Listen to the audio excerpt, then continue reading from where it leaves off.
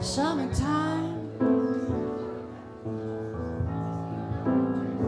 and the living is easy. Fish are jumping,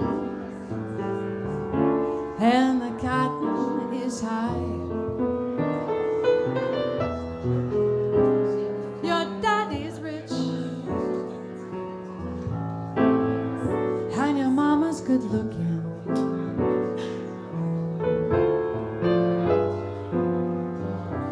Hush, pretty baby, don't you cry.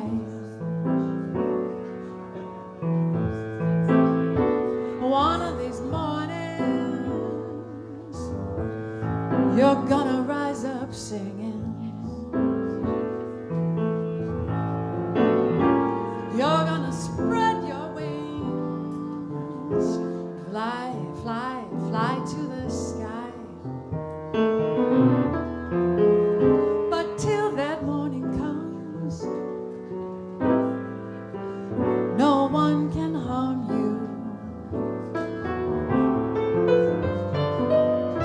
Hush, pretty baby, don't you cry.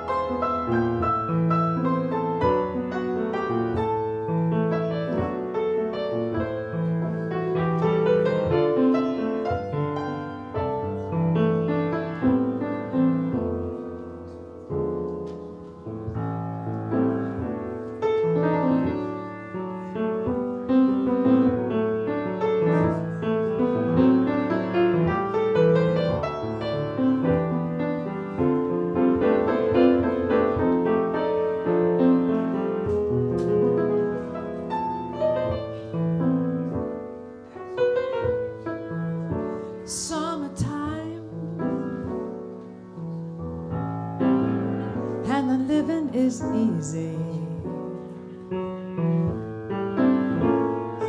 The fish are jumping and the cotton is high. Your daddy's rich and your mama's good looking.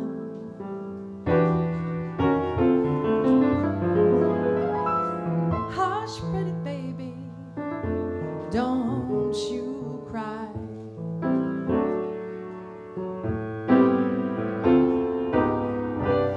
Hush, pretty baby, don't you cry. Don't you cry. Summertime.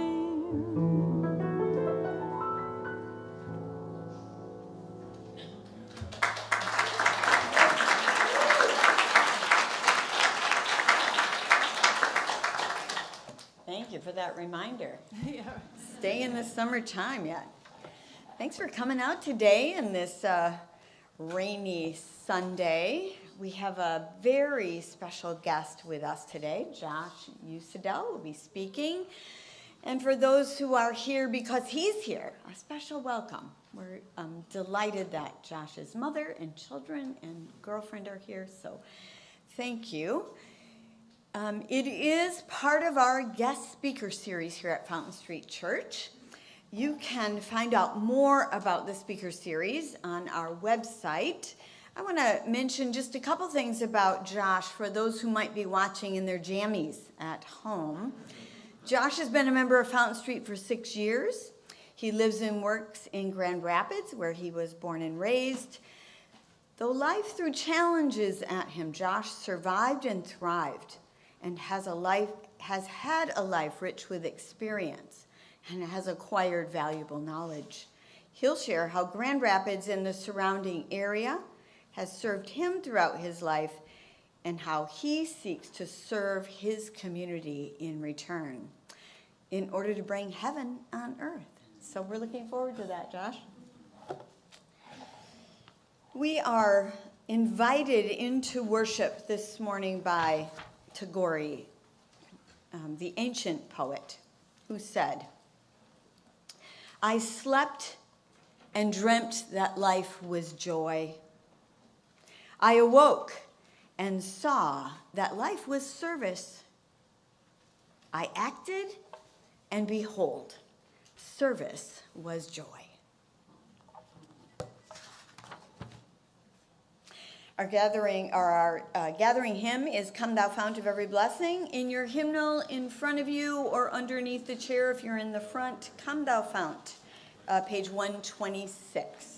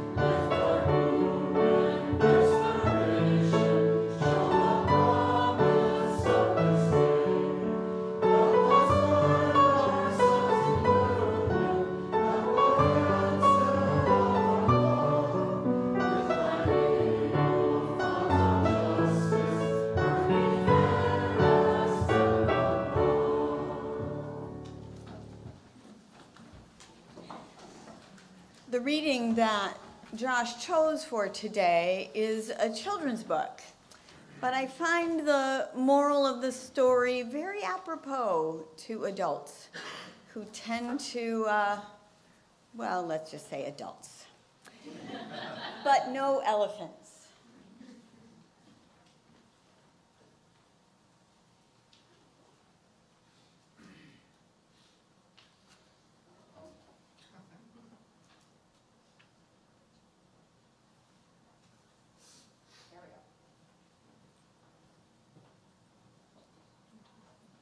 Grandma Tildy lived all alone. She worked hard every day. She had no time to play. One day, a man came to her house. He was selling pets. "Would you like to buy a canary bird?" asked the man. "Very well," said Grandma Tildy, "but no elephants." Grandma Tildy was cooking stew. The bird wanted to help, so he sang a song for her. It made Grandma Tildy happy. That night, they sat down to eat the stew together, and it tasted better than ever before. The next day, the pet man came again. "Would you like to buy a beaver?" he asked. "Very well," said Grandma Tildy, "but no elephants." Grandma Tildy needed firewood. The beaver wanted to help, so he cut the wood with his sharp teeth. That night, they sat in front of a warm fire. Grandma Tildy went shopping. She met the pet man again. "Would you like to buy a turtle?" he asked. "Very well," she said, "but no elephants." Grandma Tildy was tired. The turtle wanted to help, so he carried her home on his back. That night, Grandma Tildy washed the turtle and put him to bed. The next day, it rained hard. The roof started to leak. Then someone knocked at the door. It was you-know-who. "Would you like to buy a woodpecker?" the pet man asked. "Very well," said Grandma Tildy, "but no elephants." The woodpecker wanted to help, so he nailed the roof down tight. The dripping stopped. That night, they all danced together in the warm, dry house. The days got colder and colder. Grandma Tildy put food in jars for the winter. "I don't like the cold," she said. Just then, the pet man appeared. "Would you like to buy an elephant?" he asked. "He's the only animal left, and I must leave before it snows." "No, no elephants!" shouted Grandma. She went back to her work. The pet man left. But the elephant stayed. It started to snow, and it kept on snowing. And snowing, and snowing, and snowing. "No elephants," said Grandma Tildy, but the elephant would not go. They could not see the elephant now, but they could hear him crying. They felt sad. "Very well," called Grandma Tildy. "You may come in." The elephant was as happy as could be. But the elephant had a problem. He could not get through the door, so they all helped to push him inside. "Oh dear," said Grandma Tildy. "I hope the floor is strong. This is a very old house." Outside, the snow kept falling, but inside the house, it was cozy and warm. Everyone hoped winter would go away and spring would come soon. That night, there was a terrible crash. The elephant had fallen through the floor. "We cannot fix this," said Grandma. "You will just have to stay there." The winter was long, and soon the firewood was gone.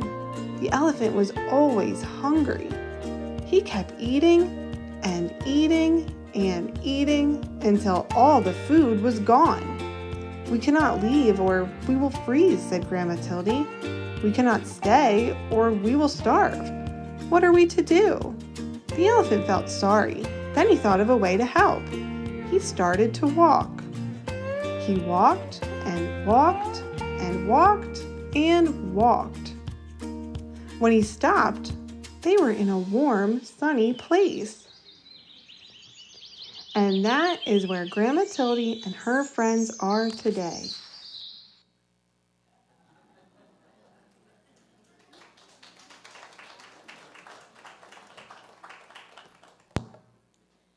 I suppose there's a way I should turn that. Oh, they got it. All right, good. So, service is a part of every religious tradition and every life philosophy. It is known that it is what makes us human, right? That we can serve one another.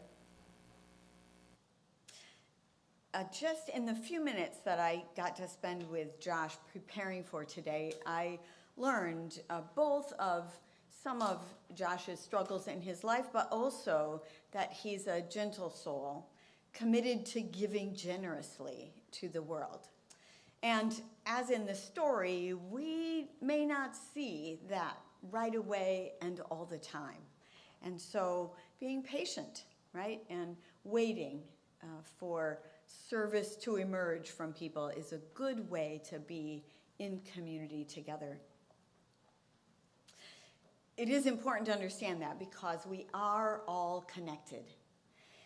My prayer this morning is a poem called Belonging by Rosemary Watola Tromer, who is a Colorado poet laureate.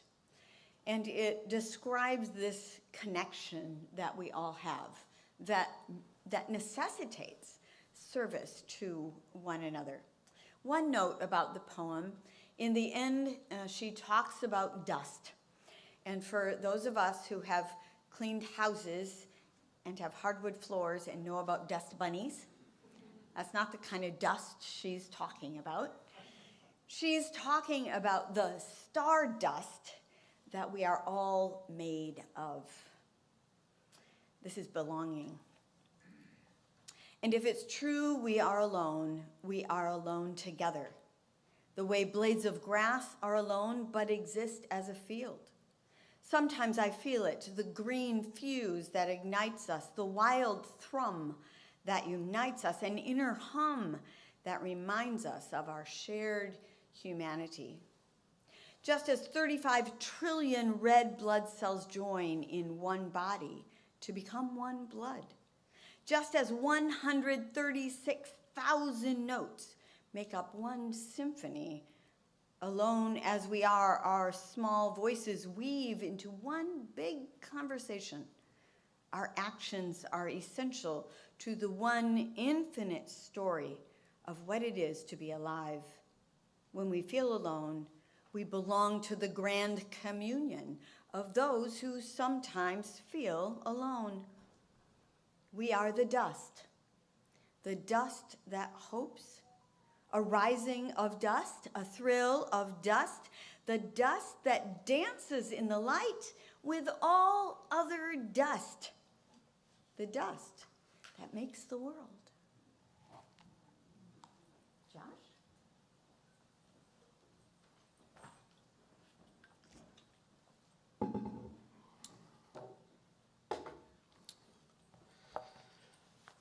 Hello and welcome everyone. My name is Josh Usadel. I'm a Fountain Streeter and I use he, him pronouns. Let me begin by sharing that this sermon is 6 years in the making. You see, back in 2017, I had gone through some extremely stressful events, including the initiation of divorce, getting fired, and going to Pine Rest, all in the course of 1 week. One bright thing was that I had been attending Fountain Street since spring of that year. So when summer came, I attended the services in the chapel. One Sunday, I was sitting near the back, and we sang a hymn called Come Thou Fount of Every Blessing. And the last line of one of the verses was, when we all serve each other, our heaven is begun. And I was just floored. It felt like God, or perhaps the universe, wanted me to know that line. So I adopted it as part of my worldview. And I think it's a statement that secular and religious people can both get behind. This year, a member of the Religious Services Committee contacted me about giving the sermon in the same chapel I got the revelation in, and I immediately said yes, and I immediately thought of the hymn. So let's go on a journey together about serving each other so that heaven, whether in earthly form or symbolic form, can begin. I love stories, and when I first wrote this sermon, it was dominated by stories. But knowing I had 15 to 20 minutes to speak with you about the theme of serving, I had to cut many of my stories. A few of them will be shared today, but all of them will remain with me. I also want to mention I was encouraged, maybe you were here a couple weeks ago when Bill and Connie, the photographers, gave the sermon. They said they started with 300 photographs and had to cut it down to 30. And I probably started with about 100 stories, and I had to cut it down to 20. Since the experience I had in the chapel in 2017, serving has become a dominant theme in my life.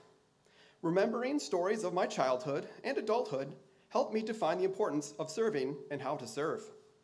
I learned that everyone can serve. I will now share 3 brief introductory stories. My Uncle Tom Teal was born with Down syndrome. He enjoyed a life that was long for people with Down syndrome. He saw special education improve and had an impact on many people's lives. When he passed in 2016, I attended his funeral and was awestruck by the number of people there. You could feel that Tom had touched our lives despite his disability and that humanity was better for having had Tom Teal on this earth. I learned from Uncle Tom's life that whether you are cognitively typical or cognitively impaired, neurotypical or neurodivergent, you can always serve others just as they serve you. My next story is about an old church friend named Louise Claver. She did some serving in adulthood by advocating for migrant worker rights. She lived in a memory care unit the last part of her life, and although her memory was gone, her ability to serve was not. We went to visit her, and when we arrived, she went into a staff-only kitchen and got my kids cups of water. That is serving. Advocating for migrant worker rights and getting kids cups of water are examples of big and small serving, and we need both. I hope that if I get to live as long as Louise did, she lived to about 93, I hope that I'm still finding small ways to serve. My last introductory story comes from my family again. When my Uncle John was passing away, my mom and dad went and prayed with him and Aunt Linda and Cousin Joe. My mom and dad are Protestant, and Linda, Joan, and John are Catholic, but when people need serving, you just let the labels melt away. I will now talk about how I serve society through jobs, music, and parenting. I have had many jobs that include growing food on several organic vegetable farms, milking cows on a dairy farm, driving a school bus, substitute teaching, all grades, lots and lots of districts. And the one I do now, I work for Hope Gardens. Hope stands for helping other people eat, and we run school gardens in Wyoming. We have about 12 gardens, and on a typical day, we work in the gardens in the morning, and in the afternoon, bring students in to have fun and learn in the gardens. It's fun to teach kids how to garden and watch them get excited about plants. I'm thankful to serve racially and economically diverse kids, and I'm thankful we get to work outdoors in the summer. The second way I serve others is through my music. I usually play trombone, but I've also played bass guitar, tuba, acoustic bass, and some piano. I have played in 4 bands that have performed all around West Michigan. And when I practiced this, I found I had time to talk about 2 bands, so I will do that today. I will discuss 2 of those bands today. The first band I joined was called A.B. and Coconut Brown. In this band, we all got nicknames. A.B. was the leader and the MC. Rhythm Rod played bass and keyboards. Cold Work played drums. Biggie G played guitar. March 4th was on the beat machine. Rick James was on alto sax, and that was actually his real name too, was his nickname and his real name. And I, Jay Burns, was on trombone. Jay Burns, that was a nickname that came from the sideburns I had at the time. Our band was 4 black guys and 3 white guys, so it was a great cross-cultural learning opportunity for me. You may ask, how did we serve? And we served by bringing dope, live hip-hop music to the masses. We played to small crowds and big crowds, black crowds and white crowds, and black and white crowds. This band was a real confidence booster as well. I had given up on playing for a few years, thinking I'd never be good enough to be on stage with a band. This band proved me wrong and set me on a path to join other bands. I'd say that this band set me on a journey that I'm still on today.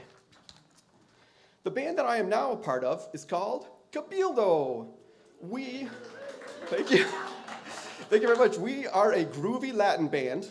We have 3 Latino members and 5 white guys who love Latin music, so that's one of me.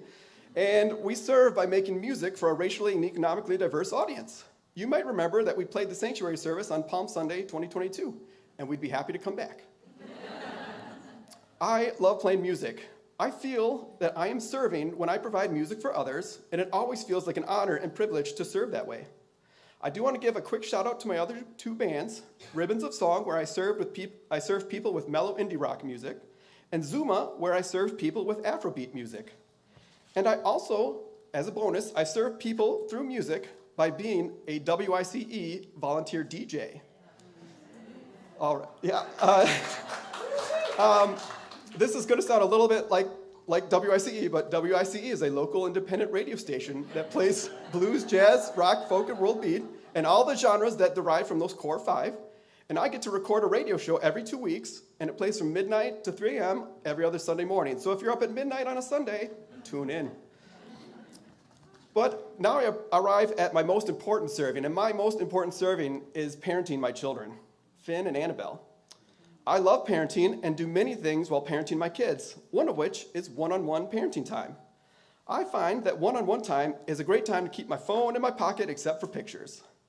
Annabelle and I have a tradition of going to local independent record store Vertigo Music and picking out a few CDs. We usually pick female artists or bands that have female members. One time, Finn and I picked up drumsticks and earplugs in anticipation of us borrowing a drum set from a former bandmate of mine. Both kids enjoy going to a trampoline park as part of the one-on-one time. Another way I serve my kids is coaching their sports teams. I want them to know we are here to have fun and try out a sport. Having fun trying things is important. I want to let you know that I assistant coached both my kids on a co-ed t-ball team when they were 4 and 6, and it was very adorable. And then I assistant coached, my son moved up a league, so I assistant coached my son in coach pitch baseball. And then Annabelle was feeling a little bit left out, so I head coached Annabelle's soccer team. And then Finn was feeling a little left out, so I head coached both their soccer teams this past spring. I gotta admit, I don't know a lot about soccer, so I'm kind of like Ted Lasso. He doesn't know a lot about soccer, but he's got a lot of heart.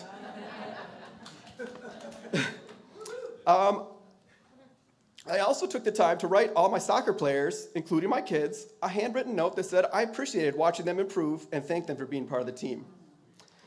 Don't get me wrong, playing games, going swimming, and just spending time together is also important for me and my kids, and we do a lot of that too.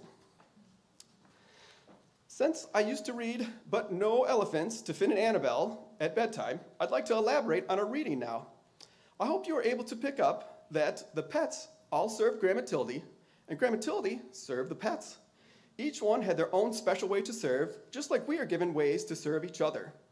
The elephant presents a problem. At first, he seemed like a burden with no serving capabilities, but once he was presented with a challenge, he thought of a way to overcome it and served by carrying all his friends to a tropical paradise. If we wanted to, we could get out Carl Jung, and he would probably say the story is about our psyche. Grandma Tildy is us, the pets are us, the pet salesman is us, and the elephant is us. What part of your psyche do you think each character represents? And that's about all the Carl Jung I know, so on to the next topic. One second. So, I will now talk about how society serves me. I live with attention deficit disorder and bipolar disorder, and I have a need to be served in certain ways. One of those ways is with mental health treatment. It needs to be safe and available. We all need that. I want to destigmatize mental health. It doesn't have to be shameful to need some medicine. Another way society serves me is through talk therapy. I bring a journal, the therapist makes notes, I make notes, and at the end of the hour, I feel like my head is cleared and I can think more clearly. I think we need to detach the shame associated with mental health and actually have some pride if we're neurodivergent.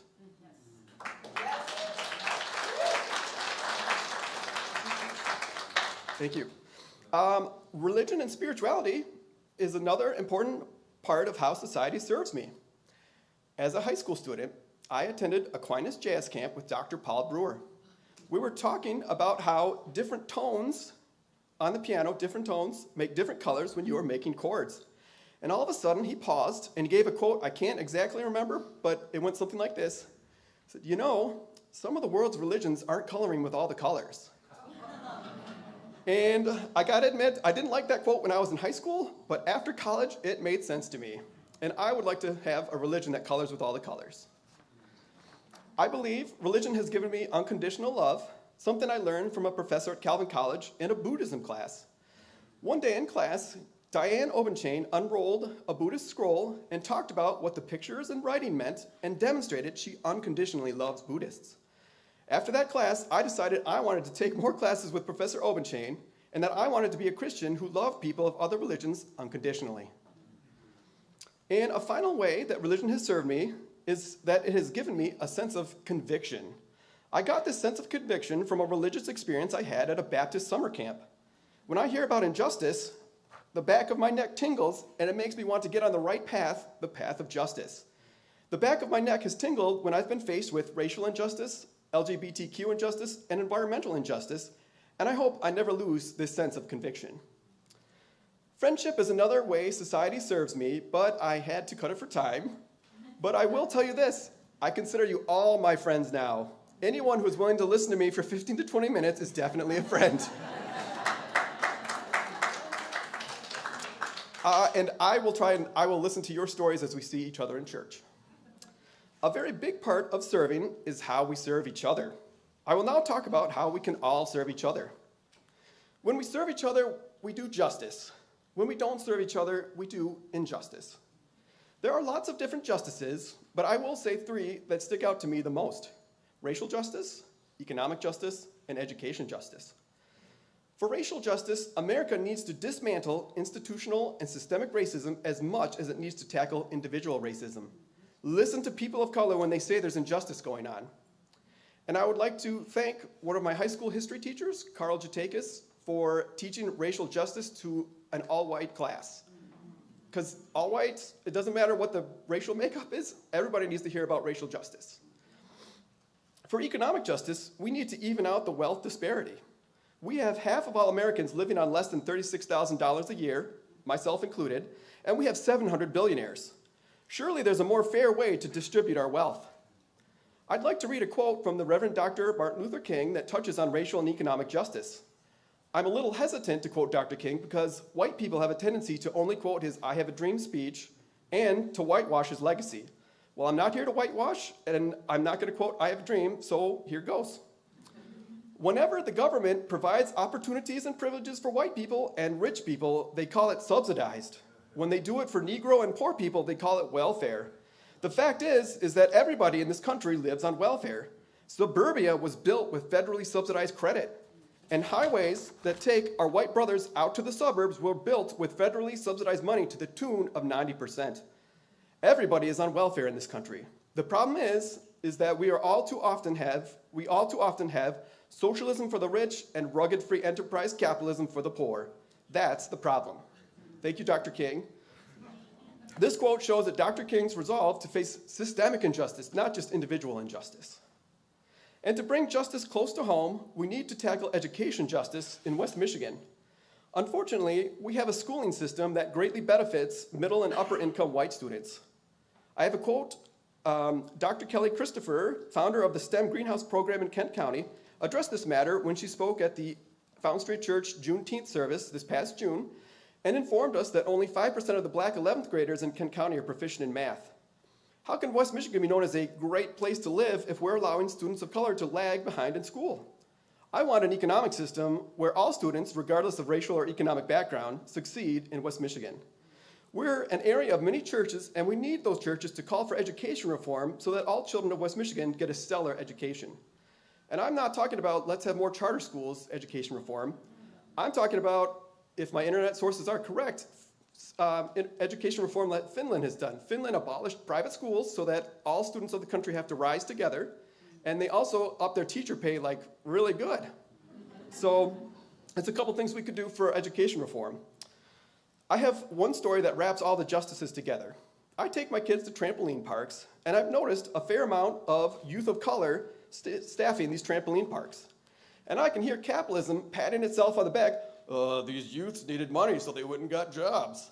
But I can also hear Karl Marx saying, so many youth of color don't get to do extracurricular activities because they feel compelled or forced to get jobs, while most of the white middle class youth don't feel compelled into jobs and get to do all their extracurriculars they want. That sounds like you've got an economy based on exploitation. And I concur with Karl Marx. We need an economic system where youth of all racial and economic backgrounds are free to pursue extracurricular activities. And probably the best way we could do that is just make sure we're paying their parents more. I would like to elaborate on the quote in your bulletin. Ursula K. Le Guin hit the nail on the head when she said, capitalism seems inescapable. It's all over America, and America pushes it all over the world, but no one seems to be listening that under capitalism, there's mostly just exploiting, not serving. Exploiting natural resources, exploiting people for their labor, it's just a giant pyramid of exploitation with the 1% on top and the rest of us below, confined to wage slavery and not being able to do what humans are born to do, serve each other. So I challenge you, vote for politicians who will serve the people and not capitalism, and remember some of the greatest serving involves no money. We covered a lot in this sermon. 3 memories about serving, jobs, music, parenting, mental health, religion, friends, and justice in many forms. I talked about these so that we might see their common thread, that all these things take service. I serve, society serves me, and we all serve each other. I'd like to take a moment to thank my mom, who taught me about serving. I'd like to thank my dad, who is no longer with us, but his memory and his service is remembered every day. I'd like to thank my children, who sat through a long time of Daddy talking. Thanks, Finn and Annabelle. Daddy is done and we'll go play soon. I'd like to thank Carol Koistra for editing my sermon. And I'd like to thank my girlfriend who supported me during the writing of this sermon. Thank you for allowing me to serve this Sunday. I hope you're able to take something from this sermon with you. I'll close by reiterating that when we all serve each other, our heaven is begun. May the words of my mouth and the meditations of my heart be acceptable in thy sight. Amen.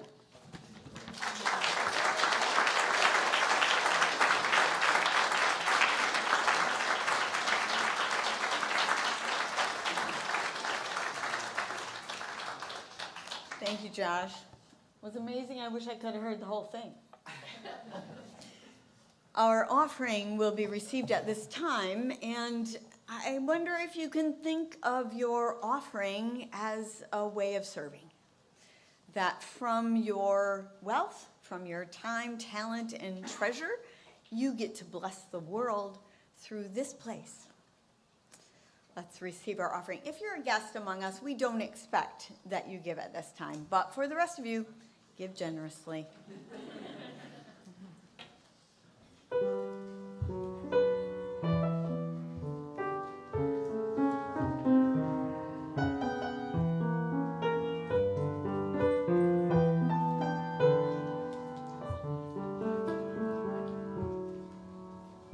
I'd do anything for you, dear. Anything for you mean everything to me.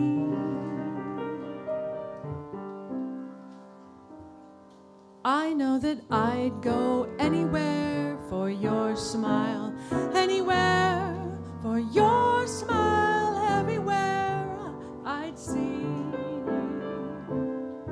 Let the clouds of gray come along, never mind if they come along, surely they won't stay very long. If you'll only say you'll be back again, I'd do anything for you, dear. Anything for you mean everything, everything to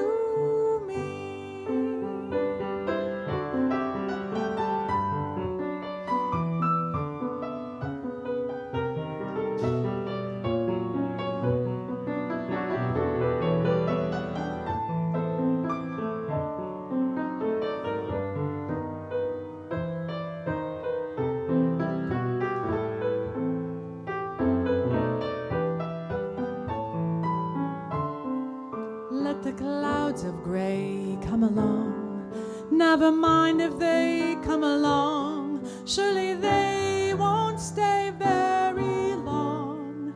If you'll only say you'll come back again, I'd do anything for you, dear. Anything for you mean everything, everything to me.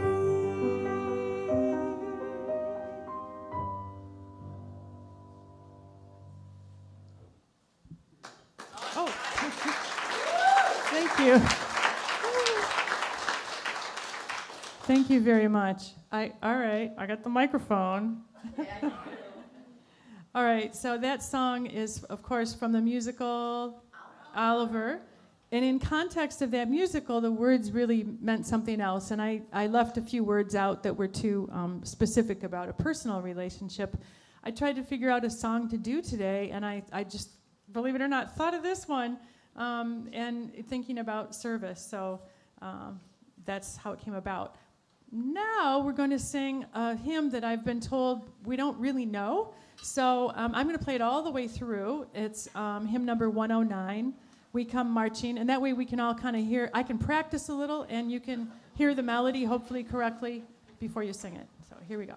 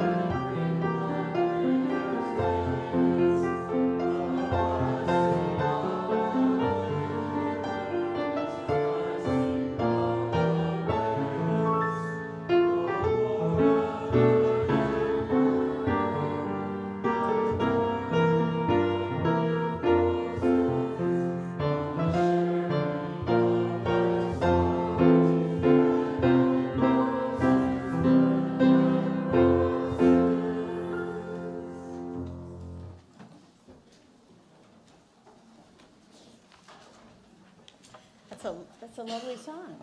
Really beautiful. And we practiced today. We'll have to sing it again. I want to thank Robin in particular for serving us yes.